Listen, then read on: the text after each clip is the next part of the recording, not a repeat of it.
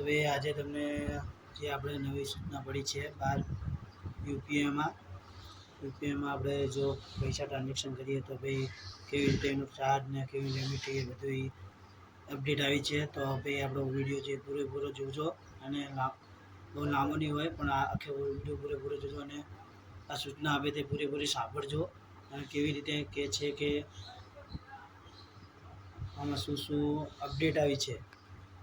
તો તમે આ વિડીયો પૂરેપૂરો જુઓ અને લાઈક ફોલો કરવાનું ભૂલતા નહીં. તમે જો આ લાઈક ફોલો કરશો તો અમે તમને આવી નવી અપડેટ રોજે કરતા રહીશું. અને ભાઈ આ અપડેટ બહુ સરસ છે અને બધા લાભકારક છે દુકાનવાળા માટે અને જે આપણે બધા નોકરિયાત વર્ક કરતા હોય એમના માટે બહુ સરસ ન્યૂઝ છે, સારી છે. તો બધા ભાઈ પૂરેપૂરો વિડીયો જોજો અને ભાઈ વિડીયો બહુ લાંબો નથી.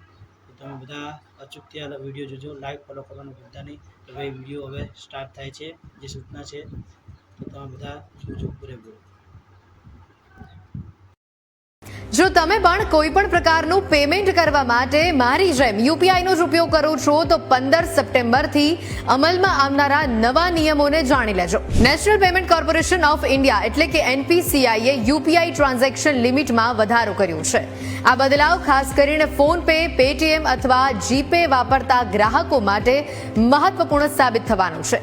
હાલમાં ફોનપે પર મિનિમમ કેવાયસી કરાવેલા યુઝર્સને દરરોજ 10,000 સુધીની ટ્રાન્ઝેક્શન લિમિટ મળે છે, જ્યારે ફૂલ કેવાયસી કરાવ્યા બાદ એક ટ્રાન્ઝેક્શનની લિમિટ 2 લાખ અને ડેલી લિમિટ 4 લાખ છે. પેટીએમમાં પર ડે 1 લાખ સુધીની અમાઉન્ટ ટ્રાન્સફર કરી શકાય છે, જેમાં પ્રતિ કલાક ₹20,000 અને વધુમાં વધુ 5 ટ્રાન્ઝેક્શનની લિમિટ છે. ગૂગલ પેમાં યુઝર્સને એક દિવસના કુલ 1 લાખ સુધી અને મેક્સિમમ 20 ટ્રાન્ઝેક્શન કરવાની છૂટ છે. નવા યુઝર માટે પ્રથમ 24 કલાક દરમિયાન માત્ર ₹5,000 સુધીની લિમિટ રાખવામાં આવી છે. ત્યારબાદ નોર્મલ લિમિટ લાગુ પડે છે. હવે ક્રેડિટ કાર્ડના બિલની ચૂકવણી માટે યુપીઆઈ મારફતે એક વખતમાં ₹5 લાખ સુધીનું ટ્રાન્ઝેક્શન કરી શકાશે, જ્યારે પર ડેની લિમિટ ₹6 લાખની રહેશે. મુસાફરી સંબંધિત પેમેન્ટ્સ માટે પણ એક ટ્રાન્ઝેક્શનની લિમિટ ₹5 લાખ સુધી નક્કી કરવામાં આવી છે.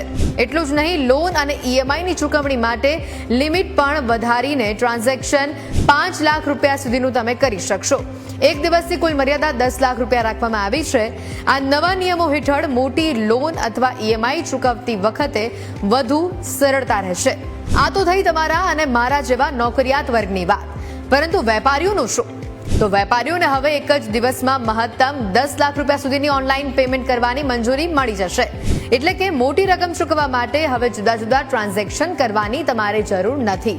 જો કે પર્સન ટુ પર્સન થતા પેમેન્ટ માટેની લિમિટ કે જે હાલમાં દરરોજની ₹1 લાખ સુધીની છે તે યથાવત રહેવાની છે. આ સુધારાઓનો મુખ્ય ઉદ્દેશ એ છે કે મોટી રકમ ચૂકવવા માટે લોકોને વારંવાર ટ્રાન્ઝેક્શન કરવાની જરૂર નહીં પડે. હવે વીમા પ્રીમિયમ, લોનની ઈએમઆઈ અથવા રોકાણ સંબંધિત ચૂકવણીઓ એક જ ટ્રાન્ઝેક્શન દ્વારા સરળતાથી કરી શકાશે. નવા નિયમોથી પેમેન્ટ પ્રક્રિયા વધુ ઝડપી અને સુગમ બનવાની છે. આની સાથે જ યુપીઆઈ એપ્લિકેશનની ડેઈલી અથવા કલાક દીઠ લિમિટ ઉપર કોઈ જ વધારાનો બોજ નહીં આવે. એટલે વપરાશકર્તાઓ માટે આ એક અનુકૂળ અને લાભદાયી વ્યવસ્થા ગણાશે. યુપીઆઈ ટ્રાન્ઝેક્શન લિમિટમાં થતા આ ફેરફાર અંગે તમારું શું માનવું છે તે અમને કમેન્ટ સેક્શનમાં ચોક્કસથી જણાવો.